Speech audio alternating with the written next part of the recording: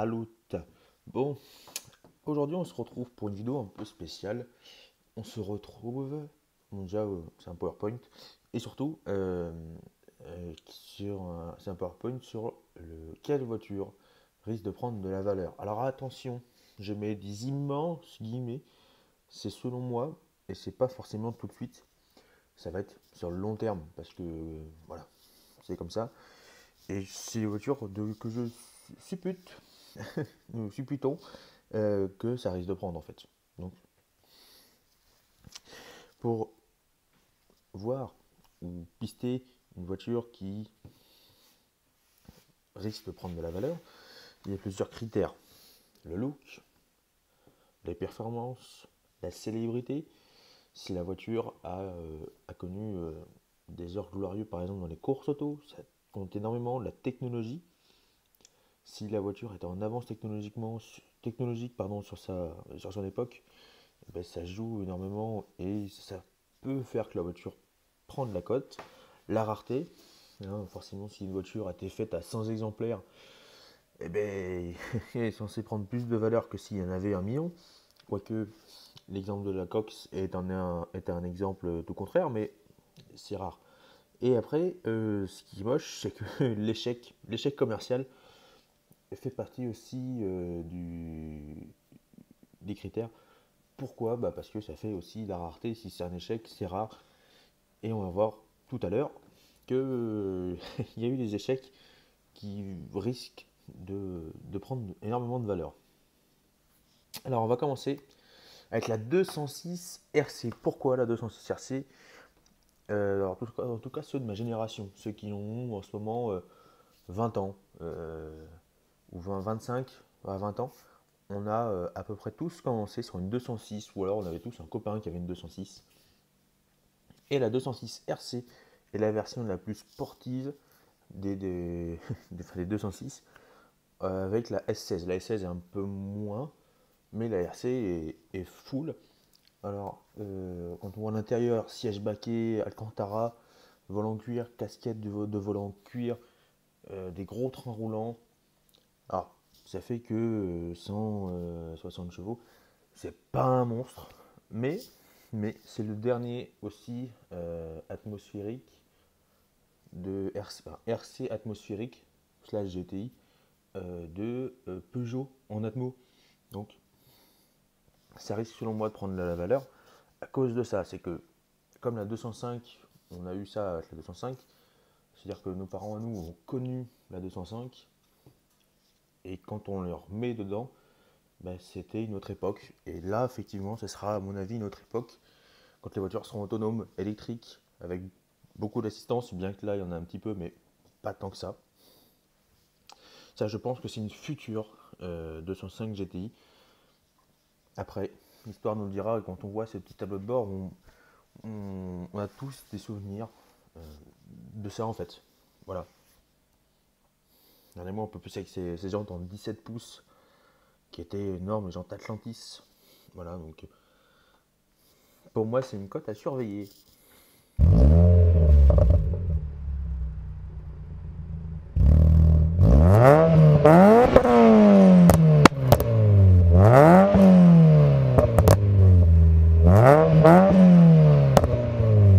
Et donc, on a aussi l'Alpha 147 GTA. GTA, et on va prendre un peu plus que 147, on va surtout parler de GTA. GTA avec le fameux V6 Busso. Le Busso qui a connu de moult et moult évolutions, de 2,5 litres à 3 litres et à 3 litres 2 comme sur les 147 à la fin. Les 3 litres étant plus fiables. Voilà. Bon. Mais la 147 et la 556 et sont les dernières à avoir eu le V6 Busso, le fameux V6 Busso. Après, il y a aussi d'autres voitures avec le GTA, comme la GTV. Alors, pas l'ancienne, enfin, si la vieille, mais elle est déjà partie, la cote est déjà partie direction Lune. Parce que là, on touchait une très belle exemplaire, c'est 13-15 000 euros. Là, les plus récentes GTV, on est sur 8-9 000 euros et on a ce fameux V6 Busso de 3 litres en plus, le plus fiable, donc c'est ultra cool. Il y a des versions, attention, en 3 litres 2 Alors là, qui sont extrêmement rares, mais du coup, vu que c'est très rare, bah, la cote est déjà partie direction Lune.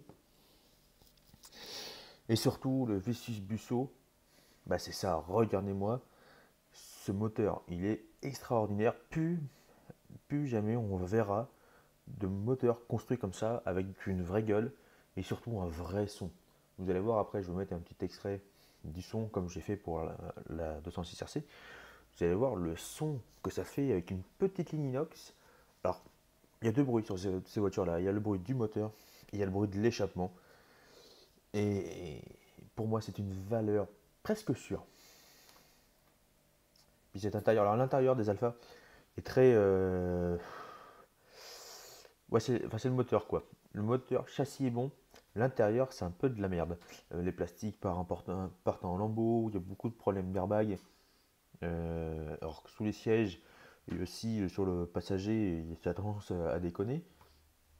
Et les boutons, tous les plastiques vieillissent hyper mal. Et c'est le problème en fait des Alpha, c'est que les plastiques intérieurs vieillissent très très très mal. Donc à voir pour si vous en achetez une, que ce soit très très propre.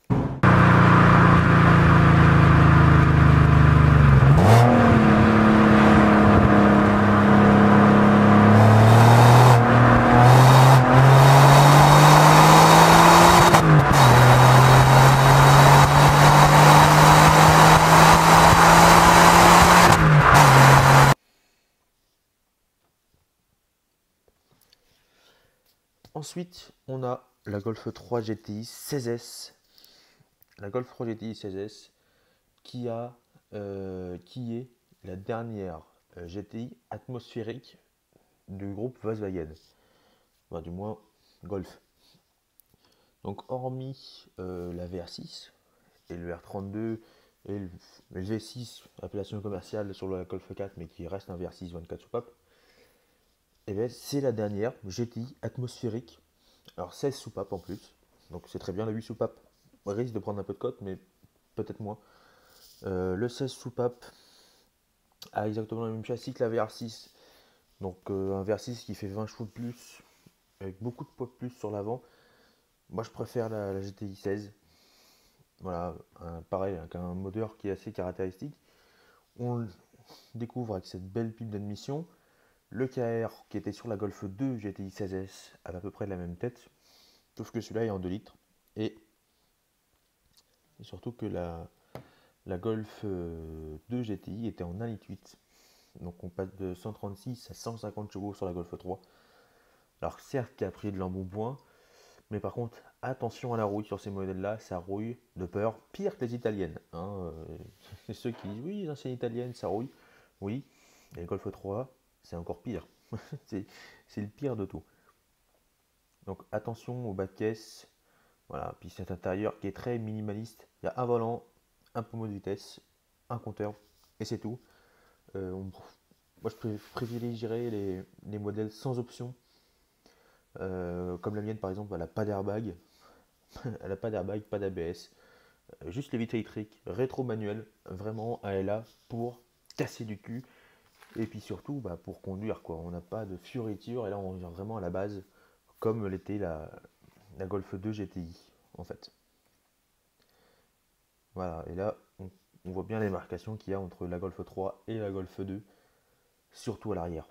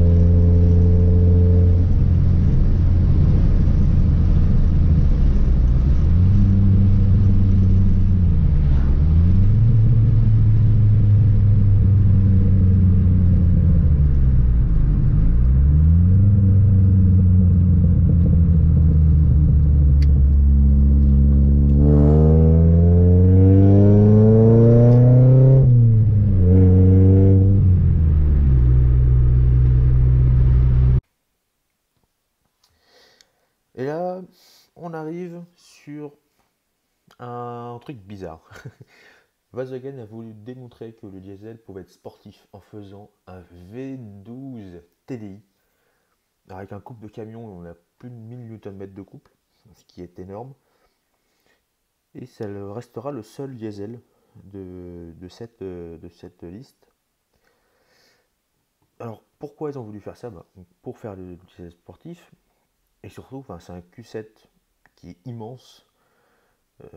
V12, ça a toutes les options possibles et imaginables, et je pense que c'est le seul diesel qui peut prendre de la cote avec certains BM, alors bien précis, on en parlera à la fin, mais pour moi ça va prendre de la cote parce que ça reste Audi, ça reste du V12, c'est un moteur presque unique, c'est un modèle unique même, donc pourquoi pas. Puis l'intérieur, c'est un vrai bateau, hein. Pour ceux qui n'ont pas vu, j'ai fait une vidéo moi qui s'appelle mon daily parfait, et c'est un Q7. Alors c'est pas le V12 parce que le V12 est très rare, mais puis c'est 4 roues motrices, donc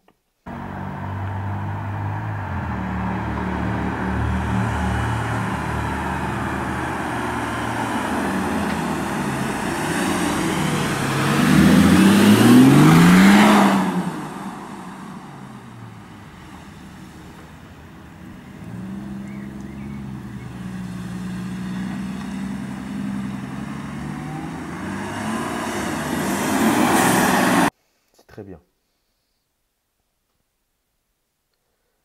Donc là, on passe à la Passat W8. Alors là, c'est des photos de benzine.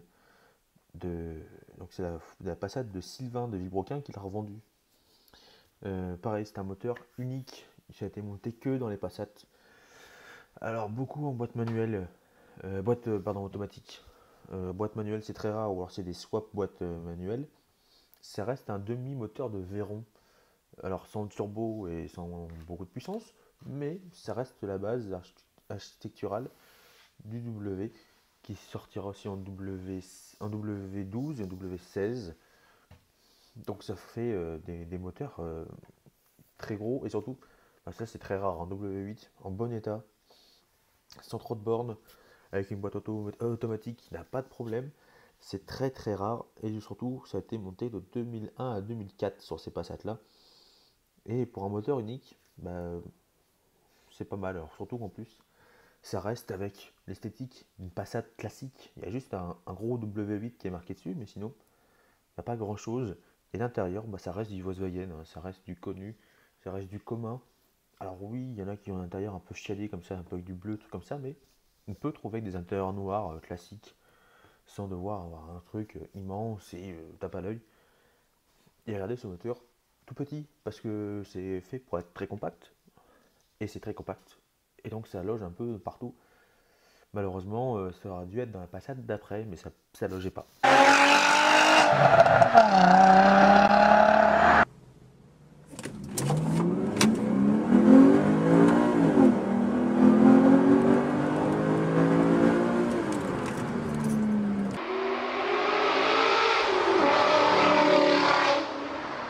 C'est dommage.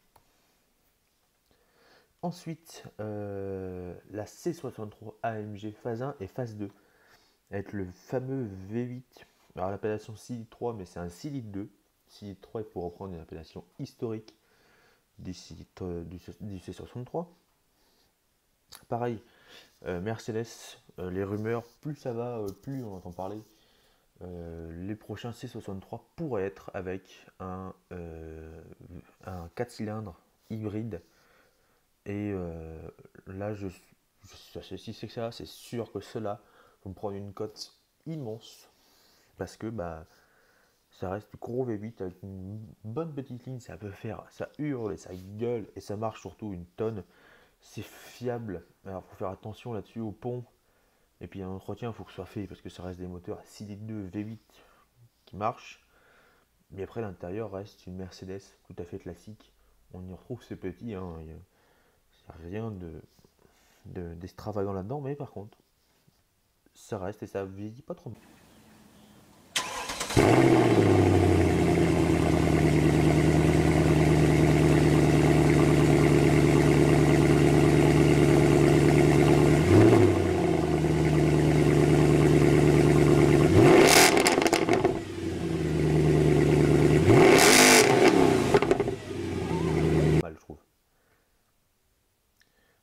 Ensuite, on a la Porsche 911 996, donc ça c'est le type. Phase 2, phase 1, elle a les clignotants qui sont orange. Celle-là, on a les clignotants blancs, ce qui rajeunit un peu la voiture. Parce que la phase 1 a pris une claque, vraiment. Donc, peut-être privilégier la phase 2. Alors là, en ce moment, on est en train déjà de repartir. Parce que c'était une Porsche qui était mal aimée, vraiment. Parce que c'est la première Porsche avec le système de refroidissement liquide. Avant, elle était tout le temps en refroidissement par air. Et quand ça a été sorti, ça a été crié au BASFEM en disant voilà, c'est plus les Porsche. Bon, maintenant, ça a été accepté. Mais elle a mis extrêmement longtemps à reprendre de la cote. Et ça y est, elle recote et ça repart très très fort. Donc après, il y a les versions Carrera de base, Carrera 4S, 4 roues motrices. Et après, il y a Turbo, GT2, GT3. Il y a à peu près tout qui est possible sur les Porsche. Vous savez que tout est possible. Boîte manuelle, avec les clés tout le temps à gauche pour faire le départ façon Le Mans. Le petit volant qui a pris quand même lui une petite claque. Mais bon, voilà, ça va être la voiture et ça a son petit charme. Mais c'est vrai que l'intérieur a pris une petite claque lui. L'extérieur ça va, mais au moins le volant a pris une petite claque.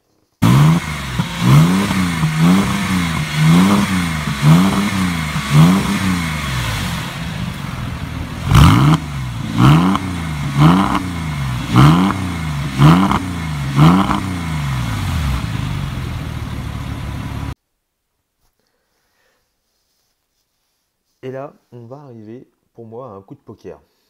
La 405 EMI 16.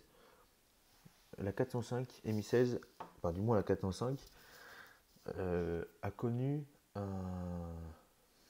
eu énormément de performances et surtout a été reconnue mondialement avec le Pice Peak, avec Rivatalen, avec cette fameuse vidéo où on le voit entre deux ravins en train d'attaquer comme un fou et lever une main pour se cacher les yeux du soleil. C'était en 405, ils ont fait le Paris-Dakar avec, ils ont fait plein de trucs où il y a une vidéo. Alors, pour ceux qui ne l'ont pas vu, j'essaierai de la mettre en description. Il y a une vidéo où, en plein Dakar, c'était à l'époque où les camions n'étaient pas bridés. Cette image est impressionnante. On voit la 405 qui est déjà à 2 taquets. Et on voit un camion passer à 3 taquets, lui, à côté. Et il pose la 405, mais c'est la 405 qui a gagné le Paris-Dakar. Et bon, pour moi, elle a vraiment un intérêt historique. Parce qu'en plus, elle a le moteur de la 309 GTI 16S. Donc elle a 160 chevaux. Donc dans une 405, alors tout le monde dit oui, c'est une 405, mais ça bombarde. C'est les mêmes moteurs que les 309 GTI 16, que les BX aussi 16 soupapes. Alors BX 16 soupapes, on en reparlera peut-être après. Et en plus, dans les 405 M16, il y a des finitions extrêmement rares, comme une édition Le Mans, qui maintenant déjà vaut très cher et qui risque aussi de continuer à continuer à monter. Parce que quand on voit la 205 qui a eu un succès en course, et qui a la cote qu'elle a eu, là c'est pareil, il n'y a pas d'assistance, il y a juste la direction assistée, il n'y a rien d'autre. Il y a vraiment l'esprit GTI là-dedans.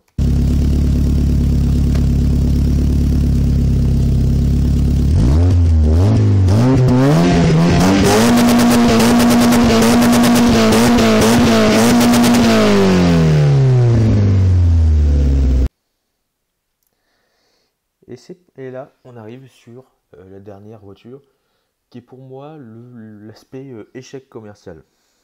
Parce que ça a été produit à 8857 exemplaires selon Wikipédia, bon, les sources, voilà.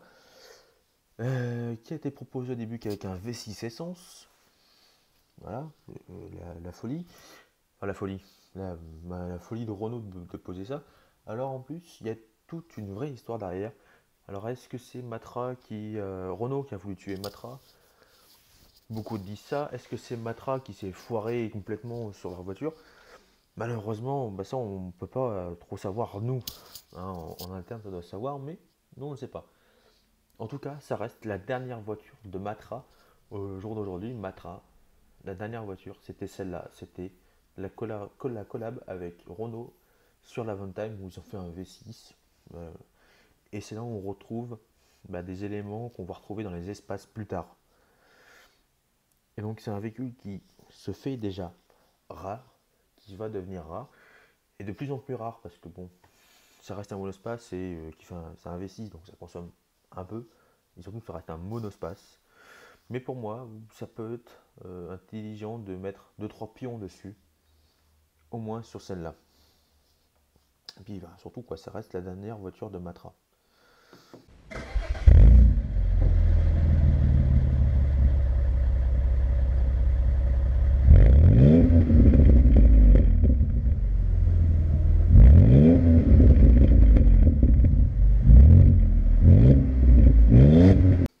Alors en voiture, après, donc là j'ai pas, donc en autre voiture qui risque de prendre, selon moi, mais on va parler plus vite, juste quelques modèles comme ça. Tout à l'heure on a parlé de la GTV, très bien. Il y a aussi la Fulvia qui risque aussi de prendre déjà, la cote est déjà repartie, hein, ça vaut déjà extrêmement cher, mais elle peut repartir. Il y a aussi l'Alfa Romeo Alfretta GTV avec le fameux V6 Busso. Il y a aussi l'Alfa Romeo Alfa Sud qui était, je crois, hein, si je dis pas de bêtises, j'ai pas, je sais de tête ça, qui était l'une des dernières. Non, non, c'est pas celle-là. J'ai rien dit.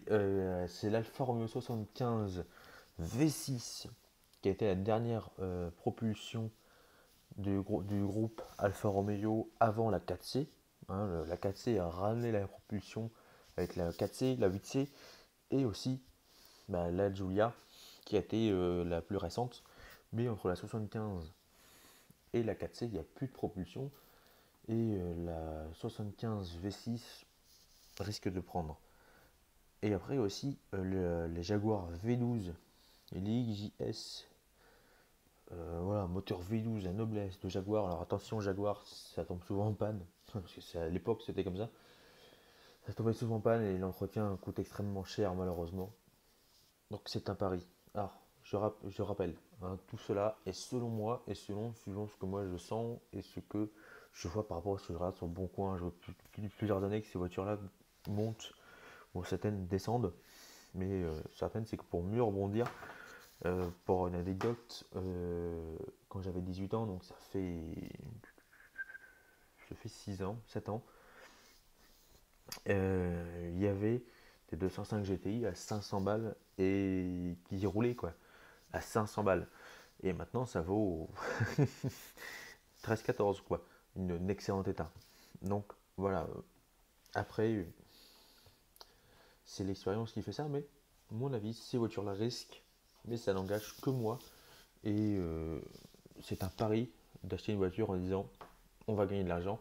Déjà, si on n'en perd pas à la revente, c'est déjà extrêmement rare. Vraiment, c'est très rare de ne pas perdre d'argent sur une voiture alors qu'on a roulé, des choses comme ça.